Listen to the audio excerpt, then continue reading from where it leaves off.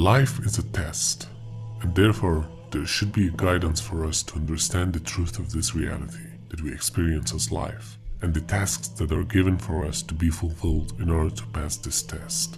Well, the point is that this guidance has always been sent by Almighty Creator for every generation and every nation throughout the history, from the time of the very first human being till now. But that's not all. Because if you have done a little research, you would have known that there is an evil force which tries to destroy mankind and divert them from the straight path of success.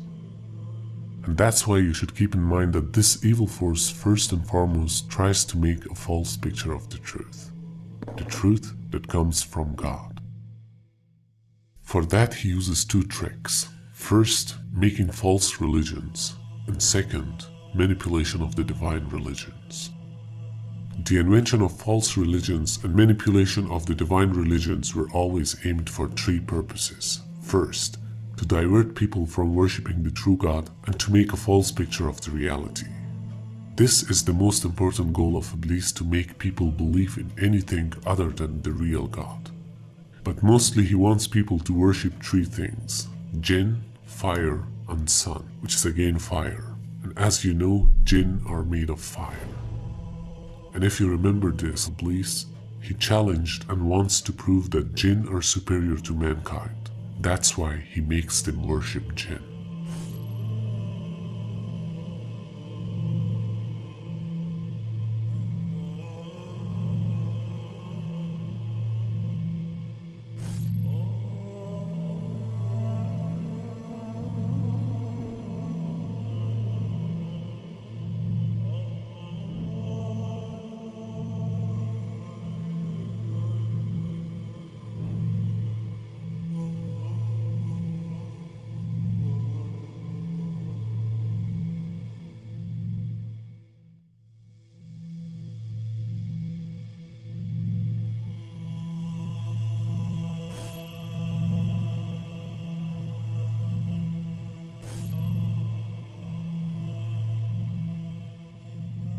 Second, to use the religions for gaining power and ruling over the society. From the very past, religions were the most powerful tool for kingdoms to rule over the nations. Third, to delude people and earn vows and gifts from them in order to fulfill their own desires. So as mentioned before, the true guidance was always sent down by the Creator to people from time to time, and people kept changing the revelations exactly for the same three reasons. But every time that people changed the revelation, God sent them an updated version so that the true message of monotheism remains for guidance of people.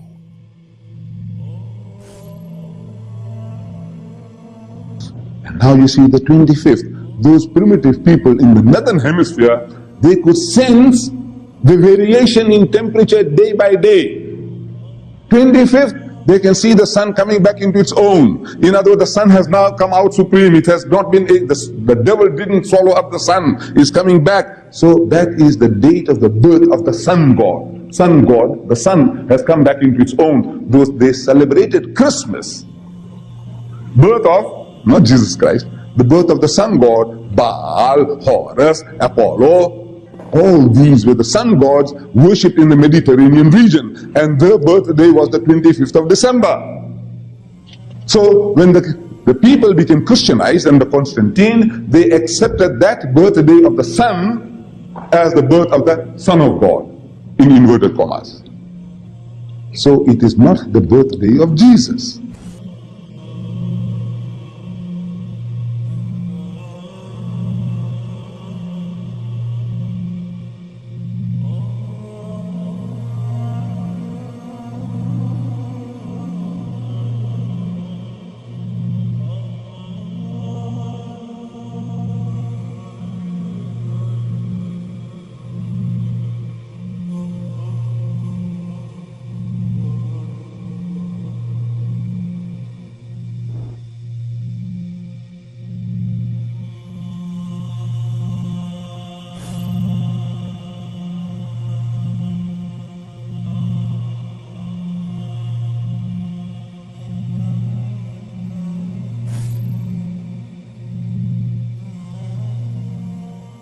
Obelisks are monuments which were made in honor of sun god Ra, as gratification for his protection, victories given to pharaohs, and asking for favors.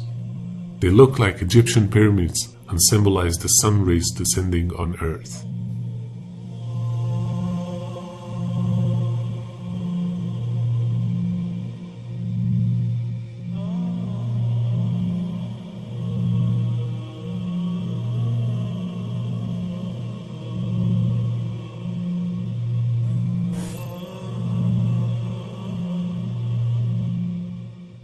As a matter of fact, Trinity is a pagan concept that has been developed in Christianity over the centuries, by which the Christians claim that God manifests as three persons: the Father, the Son, and the Holy Spirit.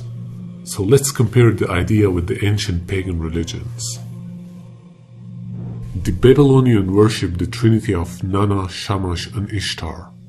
The ancient Egyptian had the Trinity of Amun, Ra, and Ptah.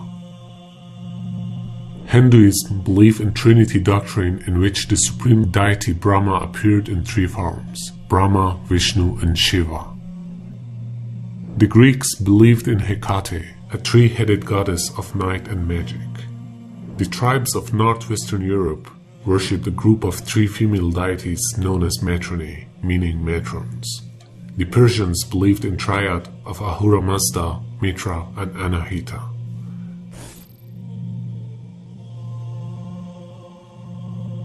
There are so many references that confirm the origin of Easter that has came from Anglo-Saxon. Easter or Estera is a Teutonic goddess of spring, to whom sacrifice was offered about Passover time, a time when the sun crosses the equator and day and night are nearly of equal length. Her symbols are a rabbit and egg, which has no connection with the resurrection of Jesus Christ. But today we see that Christians celebrate this day with the same traditions without understanding its origin. And most amazingly, this feast is also being done on Sunday because it's related to the worshipping of sun. This pagan festival was adopted in Christianity somewhere around 8th century.